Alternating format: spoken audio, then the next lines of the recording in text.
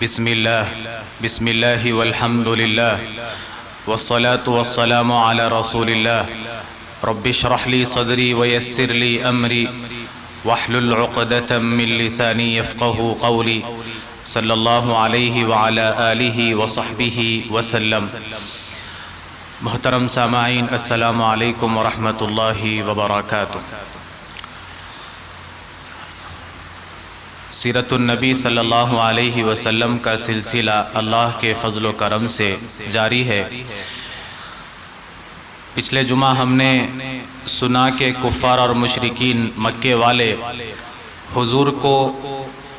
حضور کے سامنے کچھ چیزوں کی پیشکش کیے، کچھ آفرز رکھے حضور کے سامنے کہ اگر آپ کو مال و دولت چاہیے تو ہم دینے کے لیے تیار ہے، آپ کو اگر سرداری چاہیے تو ہم دینے کے لیے تیار ہے، آپ اگر کوئی خوبصورت عورت سے شادی کرنا چاہتے ہیں تو ہم وہ کرانے کے لیے تیار ہے، یا اگر آپ کو جن کا اثر ہو گیا ہے تو ہم جن نکالنے کے لیے تیار ہے، لیکن آپ جو یہ ہمارے بتوں کو غلط کہتے ہیں وہ کام بند کر دے، چھوڑ دے۔ تو حضور نے کہا کہ اگر تم میرے ایک ہاتھ میں سورج اور ایک ہاتھ میں چاند بھی اگر لا کر رکھ دو تو میں یہ کام کو نہیں چھوڑوں گا، کیونکہ یہ مجھے اللہ کا حکم ہے۔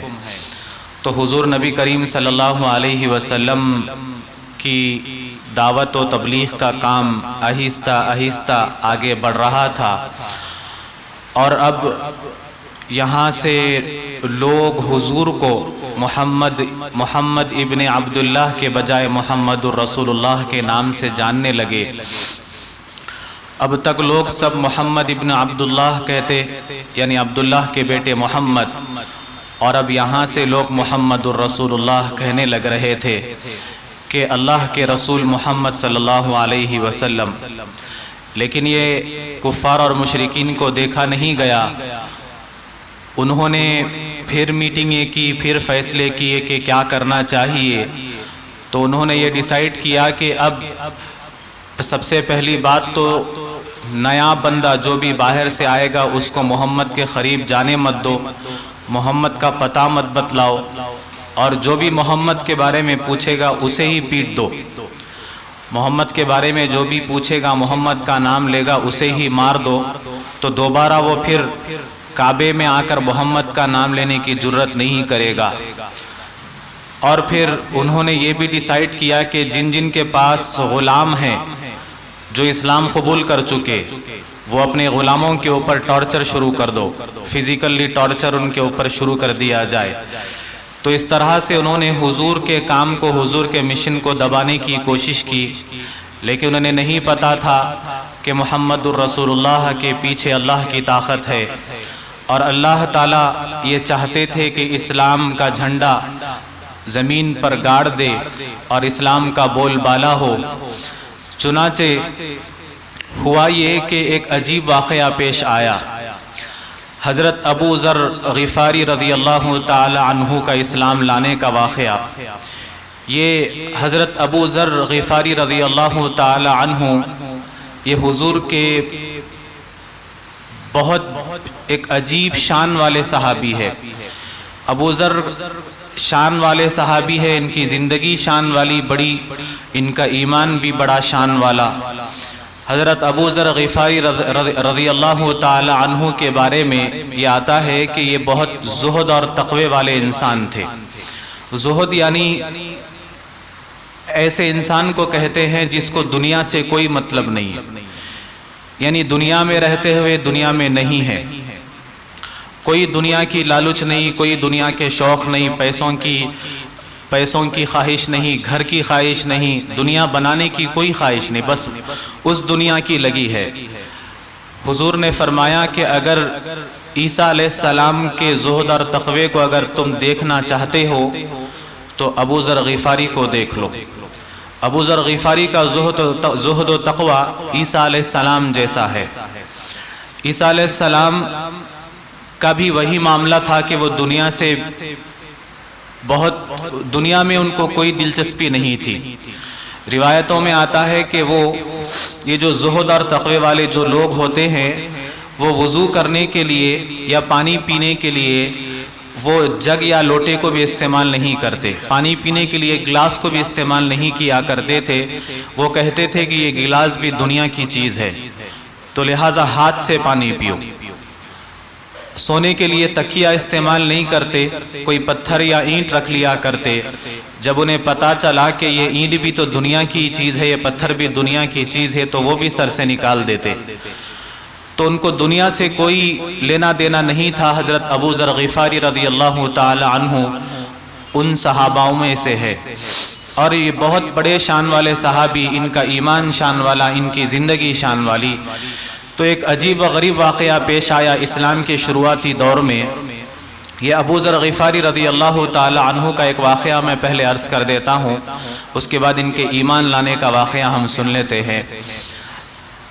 حضور جب مکے سے مدینہ ہجرت کر گئے تو مدینے میں ایک جنگ ہوئی، مدینے کے باہر تبوک میں، جنگ تبوک۔ آپ واقف ہوں گے اس جنگ کے بارے میں، ایک بہت مشہور جنگ ہے جنگ تبوک۔ یہ رومن امپائر سے مسلمانوں کو ٹکرانا تھا، اور رومن امپائر 1.5 لاکھ فوج لے کر عرب کے بارڈر پر آ کر کھڑی ہے، اور حضور تمام مسلمانوں کو حکم دے چکے کہ اس جنگ میں ہر ایک کو شریک ہونا ضروری ہے، فرض ہے۔ جو کوئی اس جنگ میں شریک نہیں ہوگا وہ منافق ڈکلیئر کر دیا جائے گا۔ اب جو منافق تھے وہ آ کر ہیلے بہانے کرنے لگے حضور کے پاس کہ فلاں ہے، یہ ہے، ایکچولی ایسا ہو گیا، فلاں ہو گیا۔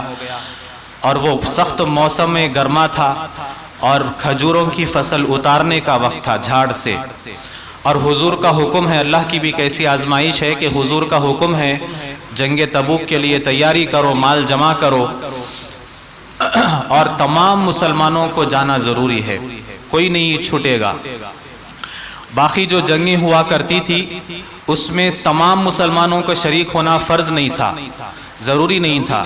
اگر 500 لوگوں کی ضرورت تھی مسلمانوں کی فوج بنانے کے لیے تو اعلان کرتے کہ 500 لوگوں کی ضرورت ہے، تو صحابہ آ کے اپنا اپنا نام لکھاتے۔ جب 500 مکمل ہو جاتے تو باقی سب کے لیے، باقی سب کو روک دیا جاتا، تو باقی سب مدینے میں رہتے یا مدینے میں رہتے، مسجد نبوی میں عبادت کرتے، نماز پڑھتے۔ باقی سب کے لیے جنگ ضروری نہیں ہوتی۔ اگر کبھی 1000 لوگوں کی ضرورت پڑتی تو 1000 لوگ آ کر نام لکھا دیتے، جب 1000 مکمل ہو جاتے تو باقی سب کو روک دیا جاتا۔ لیکن یہ جنگ ایسی نہیں تھی، جنگ تبوک۔ مدینے سے تبوک جانا تھا، بہت لمبا 100 کلومیٹر کا ڈسٹینس ہے، اور حضور نے حکم دے دیا کہ سب کو اس جنگ میں شریک ہونا ہے۔ تو خلاصہ یہ کہ 1.5 لاکھ رومن امپائر اپنی فوج لے کر وہاں پر عرب بارڈر پر کھڑی ہے مسلمانوں سے مقابلہ کرنے، اور حضور حکم دے چکے سب تمام صحابہ کو، تو تمام صحابہ تیار ہو گئے۔ حضور کا لشکر، مسلمانوں کا 30,000 کا لشکر حضور لے کر چلے تبوک کے مقام پر۔ لیکن منافق جو تھے وہ دودھ کا دودھ پانی کا پانی ہو گیا، وہ منافق جو تھے سامنے آ گئے، کیونکہ سب کو پتا، یہ سب یہ سمجھ رہے تھے کہ یہ 1.5 لاکھ سامنے رومن امپائر، وہ ٹرینڈ ان کی فوج ہے، سب ہتھیاروں سے لیس ہے۔ رومن امپائر یعنی ہرکیولس جسے کہتے ہیں انگلش میں، تو اس سے ٹکرانا تھا، کوئی معمولی بات نہیں تھی۔ وہ اس وقت کی دنیا کی سب سے زیادہ بڑی طاقت تھی، سپر پاور تھی اس وقت کی۔ سپر پاور سے ٹکرانا ہے، اور مسلمانوں کے پاس 30,000 کا لشکر ہے اور وہ 1.5 لاکھ ہے، تو لوگوں کو لگ رہا تھا کہ ہم تو مقابلہ نہیں کر سکیں گے۔ تو منافق ہیلے حوالے کرنے لگے کہ میری مجبوری فلاں ہے، یہ ہے، میں بیمار ہوں، میری ماں بیمار ہے، برل کچھ نہ کچھ آ کر وہ بہانے بنانے لگے۔ اور اس میں سے 2 یا 3 صحابہ کے بارے میں آتا ہے کہ وہ بھی اس جنگ میں شریک نہیں ہو سکے۔ یہ منافق نہیں تھے، صحابہ ہے، ان کے کچھ اپنی وجہ تھی، بہرحال بعد میں وہ حضور سے آ کر معافی چاہے واپسی کے بعد۔ تو جنگ تبوک میں حضور 30,000 کا لشکر لے کے چلے، مدینے سے لشکر نکل گیا 30,000 کا، اور جب یہ لشکر راستے میں چلنے لگا تو کوئی ایک شخص آتا حضور کو بتلاتا کہ حضور وہ فلاں شخص بھی نہیں آیا ہمارے ساتھ۔ دوسرا آتا بتاتا کہ حضور وہ فلاں شخص بھی نہیں آیا۔ حضور سنتے خاموش ہو جاتے، اگر اللہ چاہے گا تو وہ آئے گا اور ہمارے ساتھ مل جائے گا۔ تو حضور کچھ تعجب نہیں کرتے، حضور کو پتا تھا کہ منافق کون ہیں، اور مسلمان کون ہیں، تو ہر کوئی ایک آ کر بتاتا کہ حضور وہ فلاں شخص نہیں آیا، کیونکہ یہ جنگ میں شریک ہونا سب کے لیے ضروری تھا، فلاں نہیں آیا، فلاں نہیں آیا۔ حضور سنتے سنتے خاموش رہتے۔ کسی نے آ کر کہہ دیا کہ حضور ابو ذر غفاری بھی نہیں آئے، پیچھے رہ گئے۔ تو حضور بے چین ہو گئے۔ حضور کو فکر ہوئی کہ ابو ذر نہیں آئے، ابو ذر تو سچے پکے مسلمان ہیں، ایمان والے ہیں، وہ جو زہد اور تقوی والے مسلمان ہیں۔ تو حضور کو فکر ہوئی، حضور صحابہ سے کہنے لگے کچھ دیر کے بعد کہ بھائی ابو ذر نہیں آئے۔ صحابہ نے کہا کہ یا رسول اللہ ابو ذر نہیں آئے۔ پھر آگے جا کر وہ لشکر کسی ایک جگہ پر پڑاؤ ڈالا، حضور بیٹھ گئے، صحابہ حضور کے ارد گرد بیٹھ گئے۔ پھر حضور کچھ دیر کے بعد پوچھے صحابہ سے کہ بھائی ابو ذر نہیں آئے؟ تو صحابہ نے کہا کہ یا رسول اللہ ابو ذر تو نہیں آ سکے، پتہ نہیں خدا جانے کیا معاملہ ہے، وہ پیچھے رہ گئے، ابو ذر کو تو آنا چاہیے تھا۔ تو کچھ ہی دیر گزری تھی کہ دور سے ایک کوئی آتا ہوا نظر آیا، دھول اڑ رہی ہے ریگستان میں۔ ابو ذر غفاری رضی اللہ تعالی عنہ کا دراصل اونٹ ستا رہا تھا، اونٹ اٹھ رہا ہی نہیں تھا، چلنے کے لیے تیاری نہیں ہو رہا تھا۔ بہت کوششیں کی، یہ لشکر تو آگے نکل گیا، ابو ذر مدینے میں پیچھے رہ گئے۔ بہت کوششیں کیے، کیونکہ اونٹ تو ضروری ہے سفر میں، 100 کلومیٹر کا سفر ہے مدینے سے تبوک کا، سامان بھی ہے، سامان کو اونٹ پر ڈالنا ضروری ہے۔ اب اونٹ چلنے کے لیے تیار نہیں، وہ کوئی گاڑی تو نہیں کہ کک مارے سیلف مارے سٹارٹ ہو گئی، اونٹ ستانا شروع کر دیا تو وہ پیچھے رہ گئے۔ تو پھر ابو ذر غفاری نے کوششیں کر لی، تھک گئے، تو پھر ابو ذر وہ اپنا سامان اپنے پیٹھ پر ڈال لیے اور پھر حضور کے لشکر کے پیچھے حضور کے راستے پر نکل پڑے۔ ابو ذر غفاری رضی اللہ تعالی عنہ جنگ تبوک کے مقام پر، تبوک کے راستے پر۔ تو صحابہ نے کہا کہ حضور کوئی دور سے آ رہا ہے، دھول اڑ رہی ہے اور نظر نہیں آ رہا ہے کہ کون ہے صاف سے صحیح سے۔ تو حضور نے دیکھا تو حضور کو بھی نظر نہیں آئے کون ہے پتہ نہیں، لیکن کوئی آ رہا ہے۔ ریگستان میں جب کوئی چلتا ہے یا جانور سواری چلتی ہے تو دھول اڑتی ہے، تو دھول اڑ رہی ہے لیکن نظر نہیں آ رہا۔ تو حضور نے کہا کہ کن ابا ذر، خدا کرے کہ تو ابا ذر ہو، خدا کرے کہ تو ابو ذر ہو۔ تو جب وہ آئے تو لوگوں نے کہا، جب قریب آئے تو لوگوں نے کہا کہ یا رسول اللہ یہ تو ابو ذر ہے۔ تو حضور بہت خوش ہوئے، اور پھر جب ابو ذر آئے تو حضور نے کہا کہ ابو ذر تم بھی کمال کرتے ہو، تم بھی عجیب آدمی ہو، لشکر آگے نکل گیا اور تم پیچھے رہ گئے، ایسا لگتا ہے کہ تم تحیا وحدہ تعیش وحدہ وتموت وحدہ، ایسا لگتا ہے کہ ابو ذر تم زندگی بھی علیحدہ گزارو گے، زندگی بھی علیحدہ گزارو گے اور زندہ بھی علیحدہ رہو گے اور تمہیں موت بھی علیحدہ ہی آئے گی۔ یہ حضور کے بول تھے، حضور کے الفاظ تھے، زبان سے یہ باتیں حضور کے نکل گئی، اور اللہ تعالی حضور کی زبان سے نکلی ہوئی باتوں کو پورا کر ہی دیتے ہیں۔ تو ہوا یوں کہ یہ ابو ذر غفاری رضی اللہ تعالی عنہ کی زندگی، وقت ہو رہا ہے میں اپنی بات کو سمیٹ رہا ہوں، کہ ابو ذر غفاری رضی اللہ تعالی عنہ کی زندگی حضور کے بول کے مطابق ہو گئی۔ یعنی حضور کے وفات پانے کے بعد جب حضرت عثمان کا دور آیا، یعنی حضرت ابو ذر غفاری ان لوگوں میں سے ہے جو آج کے کھانے کو کل کے لیے اٹھا کر رکھنے کو بھی جائز نہیں کہتے تھے، اتنے زہد اور تقوی والے، اتنا یقین تھا اپنے ایمان پر، اللہ پر، کہ وہ کہتے تھے کہ مسلمان کو کیا ضرورت ہے آج کا کھانا کل کے لیے اٹھا کے رکھنے کے لیے، کیا تمہیں یقین ہے کہ کل تک تم زندہ رہو گے؟ یہ ان صحابہ میں سے ہے، یہ ان لوگوں میں سے ہے جو کہتے تھے کہ ایک جوڑا اگر ہے تو دوسرا جوڑا بنانا جائز نہیں ہے، اسلام سے خارج ہے۔ اتنا زیادہ ان کو اللہ پر یقین تھا، یعنی کیا ضرورت ہے دنیا میں دوسرا جوڑا بنانے کے لیے، تمہیں کیا پتا کہ تم زندہ رہو گے کل تک پرسوں تک۔ تو ایسے وہ تقوی والے، ایسے پرہیزگار، ایسے زہد والے انسان تھے، تو حضور کے بول زبان سے نکل گئے تو اللہ تو پورا کر ہی دیتے ہیں۔ ہوا یہ کہ حضرت عثمان کے دور میں، حضرت عثمان خلیفہ ہیں، مسلمانوں کے لیڈر ہیں، اور یہ ابو ذر غفاری جو حق بات ہوتی وہ سامنے کہہ دیتے تھے، تو حضرت عثمان سے حضرت عمر فاروق سے بھی یہ جو بات ہوتی صحیح غلط سامنے کر دیتے. تو حضرت عثمان نے کہا ایک مرتبہ آ کر کہ حضور، یعنی حضرت ابو ذر غفاری سے کہا کہ حضرت حضور آپ ہر دن ایک نیا فتویٰ دے دیتے ہیں کہ جو کوئی اپنا کھانا کل کے لیے اٹھا کے رکھا وہ اسلام سے خارج ہو گیا، نکل گیا، جو کوئی دوسرا کپڑا نیا جوڑا بنایا وہ جائز نہیں ہے، تو یہ تو مشکل ہو جائے گا، اسلام میں اتنی سختی تو نہیں ہے. تو حضرت ابو ذر کہتے عثمان سے پوچھتے کہ کیا یہ رسول اللہ کا طریقہ نہیں تھا؟ تو حضرت عثمان کہتے کہ ہاں یہ تو رسول اللہ کا طریقہ یہی تھا، حضور کے پاس ضرورت سے زیادہ جتنا ہوتا سب خیرات کر دیتے، صدقہ کر دیتے، تو پھر میں کیا غلط ہوں؟ تو حضرت عثمان کہتے کہ نہیں، آپ بھی غلط نہیں ہیں اور میں اپنی جگہ میں بھی غلط نہیں ہوں. اللہ نے زکوٰۃ نکالنے کا حکم دیا، تو جب پیسہ جمع ہوگا تو زکوٰۃ نکالیں گے. تو آپ بھی صحیح ہے، میں بھی صحیح ہوں، لیکن ابھی وقت یہ حالات آپ کے باتوں کے حساب سے ٹھیک نہیں ہے، تو لہٰذا حضور آپ مدینہ چھوڑ کر کہیں باہر چلے جائیں.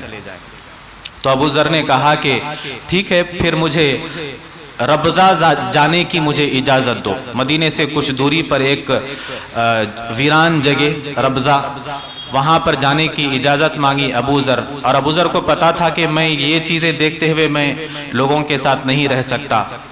تو ربضہ مقام پر چلے گئے، تنہا، ایک کوئی آبادی نہیں، کوئی گھر نہیں، ربضہ میں دور دور تک ابو ذر کا کوئی گھر نہیں. اپنی بیوی کے ساتھ ابو ذر اور بیوی ان کی وہاں پر رہنے لگے. کچھ کھجورے کچھ پانی ساتھ لے گئے، اور وہاں پر ایک چشمہ تھا، چشمے کے پاس جا کر اپنا ٹھکانہ بنا لیے، پڑاؤ ڈال لیے. وہ چشمے کا پانی پیتے زندگی گزارتے جاتے.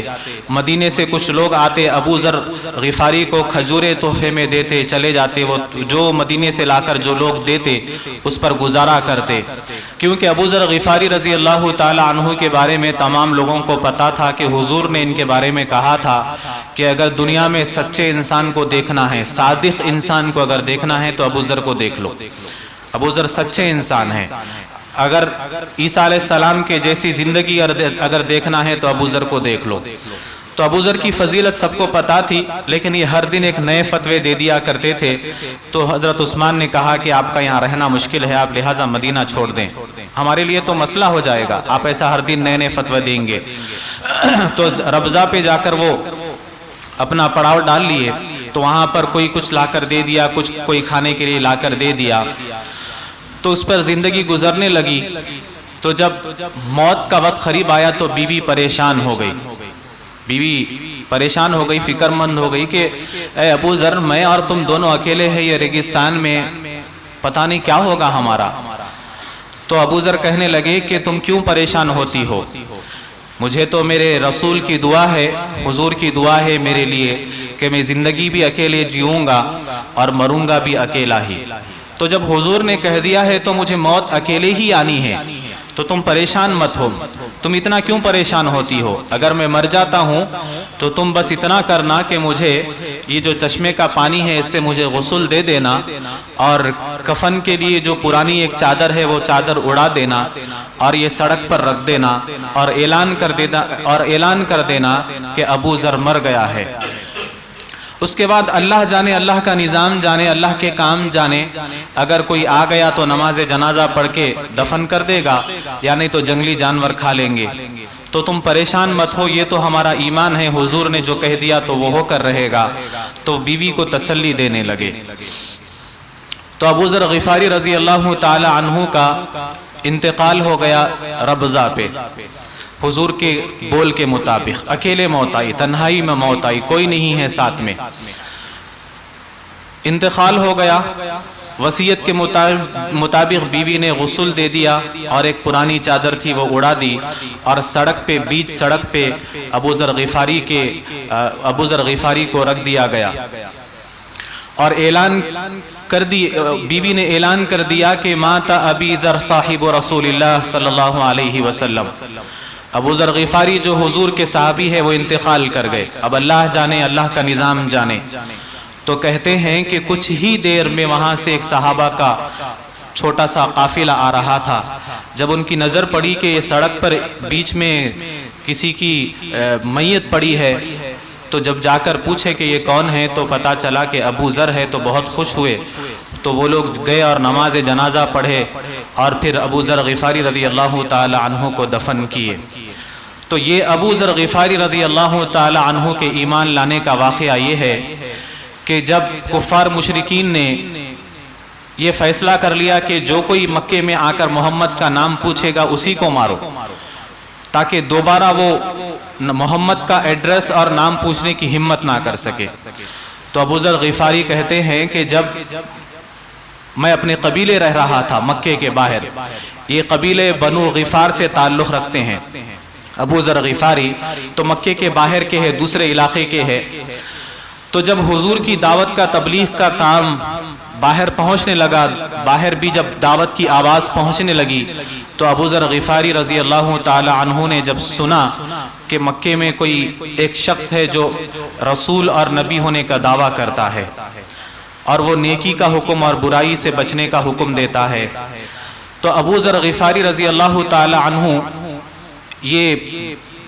بنو غفار قبیلے سے تعلق رکھتے تھے، اور بنو غفار قبیلے کا کام یہ تھا کہ لوٹ مار۔ ابو ذر غفاری بھی کہتے ہیں کہ میں بھی پہلے یہ کام کیا کرتا تھا، قافلے والے جو جاتے لوٹ لیا کرتے تھے ہم، لیکن بعد میں مجھے اللہ نے یہ دل میں بات ڈالی کہ یہ کام غلط ہے تو میں نے چھوڑ دیا، اور ایک اللہ کی تلاش میں وہ فکر میں تھے، تو صحابہ کو اپنا واقعہ سناتے تھے پہلے کا، اسلام سے پہلے کا۔ وہ کہتے تھے، صحابہ پوچھتے کہ تمہیں جب یہ پتا چل گیا کہ یہ کام غلط ہے اور پھر ایک اللہ کی عبادت کرنی چاہیے، تو تم کس طرف رخ کر کے عبادت کرتے تھے، کس طرف رخ کرتے تھے؟ تو ابو ذر کہتے ہیں کہ جس طرف دل چاہتا تھا ادھر ٹھہر کر میں اللہ کو یاد کیا کر لیتا تھا، لیکن ابھی پتا نہیں ہے کہ اللہ کون ہے، لیکن دل چاہتا ہے، دل سے ایک آواز آ رہی ہے، زہد و تقوی والے انسان ہیں۔ تو ابو ذر کہتے ہیں کہ جب میں نے سنا حضور کے بارے میں کہ مکے میں ایک شخص ہے جو نبی اور رسول کا دعویٰ کرتا ہے، تو ابو ذر غفاری کے ایک بھائی تھے جن کا نام تھا انیس، یہ بہت بڑے شاعر تو یہ اپنے بھائی سے کہے کہ تم مکے جاؤ، مکے جا کر پتا کرو کہ یہ محمد کون ہے، لوگ کہتے ہیں کہ یہ شاعر ہے، تم تو بہت بڑے شاعر ہو میرے بھائی، تو لہٰذا تم ہی صحیح سے جا کر معلوم کر سکتے ہو کہ وہ شاعر ہے یا نہیں ہے۔ تو ابو ذر کے کہنے پر انیس ان کے بھائی مکہ جاتے ہیں اور جا کر لوگوں سے کچھ معلومات کر کے واپس آتے ہیں، آ کر سناتے ہیں کہ ہاں مکے میں ایک شخص ہے جن کا نام محمد ہے، وہ نیکی کی دعوت دیتے ہیں، نیکی کرنے کا حکم دیتے ہیں اور برائی سے بچنے کا کہتے ہیں۔ تو ابو ذر کو ان کے جواب سے تسلی نہیں ہوئی، سیٹسفیکشن نہیں ہوا، وہ بے چینی ابھی باقی ہے۔ تو ابو ذر نے کہا اپنے بھائی سے کہ تم قبیلے کی ذمہ داری سنبھالو، میں جا کر دیکھتا ہوں، تم نے صحیح سے معلومات کر کے نہیں آئے۔ تو ابو ذر کہتے ہیں کہ میں مکہ پہنچ گیا، جب مکہ پہنچا تو کعبۃ اللہ کے پاس آیا، زمزم کے پاس آیا، زمزم کا پانی پیا، اور مجھے اندازہ ہو گیا کہ یہاں کے ماحول کا، یہاں پر اگر محمد کا نام لیا جائے تو اسی کو مار دیا جاتا ہے، پیٹ دیا جاتا ہے، یعنی محمد کے بارے میں پوچھنا بھی بہت مشکل ہے، تو اب محمد کا ایڈریس نکالنا ہے، پتہ نکالنا ہے، محمد سے ملنا ہے۔ تو ابو ذر غفاری رضی اللہ تعالی عنہ کعبے کے پاس آئے اور وہاں پر اپنا ٹھکانہ بنا لیے۔ ابو ذر کہتے ہیں کہ 3 دن گزر گئے، محمد صلی اللہ علیہ وسلم کا کچھ پتہ نہیں چلا، نہ میں کسی سے کچھ کہہ سکتا، اگر کہوں گا تو مجھے ہی پیٹ دیں گے، اور پھر مجھے چھڑانے کے لیے نہ میرا قبیلہ غفار کا کوئی بندہ ہے یہاں پر جو مجھے چھڑا سکے، تو وہ خاموش رہے، انتظار کرنے لگے کہ شاید میرا آمنا سامنا ہو جائے محمد صلی اللہ علیہ وسلم سے۔ تو ابو ذر غفاری کہتے ہیں کہ 3 دن تک میں زمزم کے پانی پر گزارا کرتا رہا۔ یہ زمزم کا پانی ایسا طاقت والا ہے کہ یہ بھوک کا بھی کام کرتا ہے، یہ پیاس کا بھی کام کرتا ہے، پانی کا بھی کام کرتا ہے۔ تو ابو ذر غفاری 3 دن گزار دیے زمزم کے پانی پر۔ تیسری رات جب آئی تو ابو ذر کہتے ہیں کہ 2 عورتیں آئی اور آ کر کعبۃ اللہ کے پاس، اس وقت بہت سارے بت رکھے ہوئے تھے، 360 بت رکھے ہوئے تھے، بتوں کی پوجا کی جاتی تھی، اندر بھی باہر بھی اطراف میں کعبہ کے۔ تو وہ 2 عورتیں آئی اور کعبے کے دروازے کے سامنے 2 بت رکھے ہوئے تھے، عیساف اور نائلہ، یہ بتوں کے نام تھے. دراصل یہ بت نہیں تھے, یہ ایک مرد اور عورت تھے.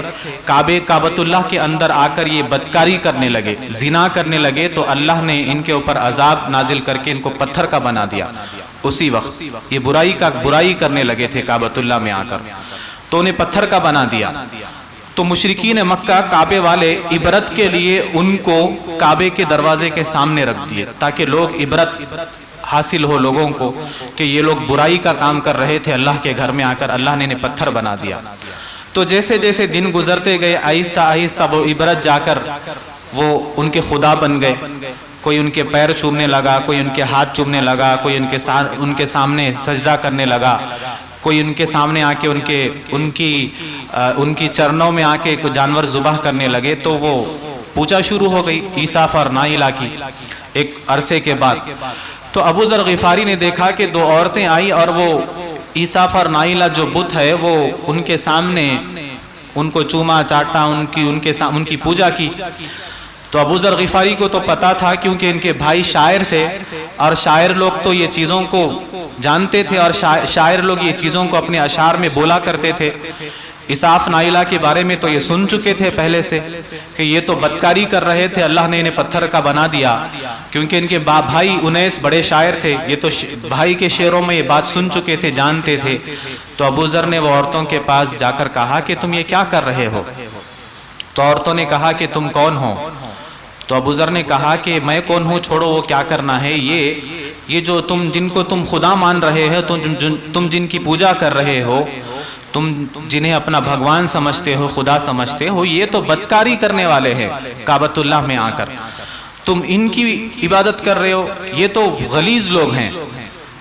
تو یہ عورتیں جیسے ہی ابو ذر سے سنی, چلانے لگی, شور مچانے لگی کہ ہائے ہمارے خداؤں کے بارے میں یہ کون شخص ہے جو برا بول رہا ہے, توبہ توبہ توبہ, ہمارے خداؤں کے بارے میں برا بولنے لگا ہے.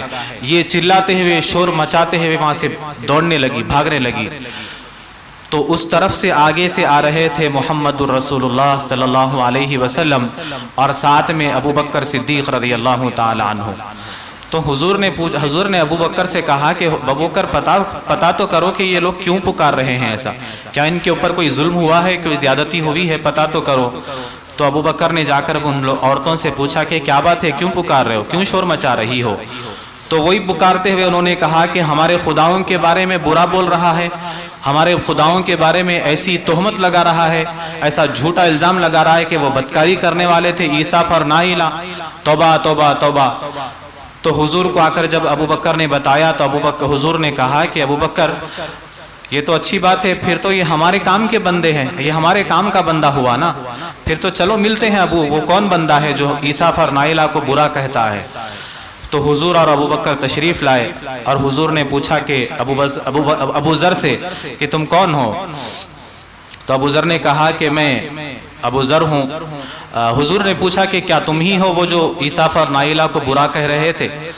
تو ابو ذر نے کہا کہ ہاں میں ہوں برا کہنے والا. تو ابو ذر نے پوچھا کہ حضور سے آپ کون ہیں؟ تو حضور نے بتایا کہ میں محمد الرسول اللہ صلی اللہ علیہ وسلم ہوں. تو ابو ذر کی خوشی کی انتہا نہیں رہی. حضور نے کہا کہ حالات اچھے نہیں ہیں, اگر تم میرے ساتھ لوگ تمہیں دیکھیں گے تو ماریں گے, پیٹیں گے, لہٰذا کل ہم ایک وقت پر آئیں گے اور تم ہمارے پیچھے پیچھے, ہم یہاں پر آئیں گے, طواف کریں گے, اس کے بعد جب جانے لگے تو ہمارے پیچھے پیچھے آنا, اور ہم جس گھر میں داخل ہو جائے تو اس گھر میں داخل ہو جانا. تو حضور اور ابو بکر وعدے کے مطابق دوسرے دن کعبۃ اللہ میں آئے, طواف کیے, اور جب جانے لگے تو ابو ذر پیچھے پیچھے جانے لگے, اور حضور ابو بکر دار ارقم میں اندر چلے گئے. تو وہ بھی اندر دار ارقم میں چلے گئے, اسلام لائے, اسلام قبول کیے. ایک روایت کے مطابق حضرت علی نے جب ان کو دیکھا 3 دن گزارتے ہوئے, تو حضرت علی نے کہا کہ آپ مسافر لگ رہے ہیں, اگر آپ چاہیں تو میرے پاس چل کر آپ رات گزار سکتے ہیں گھر میں. تو حضرت علی نے انہیں مہمان بنایا, 3 دن تک اپنے گھر رکھے, کھانا کھلائے, لیکن کوئی بات چیت نہیں ہے, کیوں آئے, کس لیے آئے. تیسرے دن بتلائے. تیسرے دن حضرت علی پوچھے کہ آخر آپ کس کی تلاش میں ہیں, کون ہے, بتلائیں.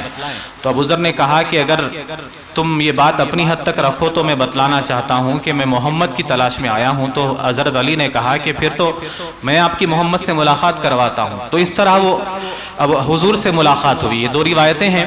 تو دار ارقم میں پہنچے, اسلام قبول کیے.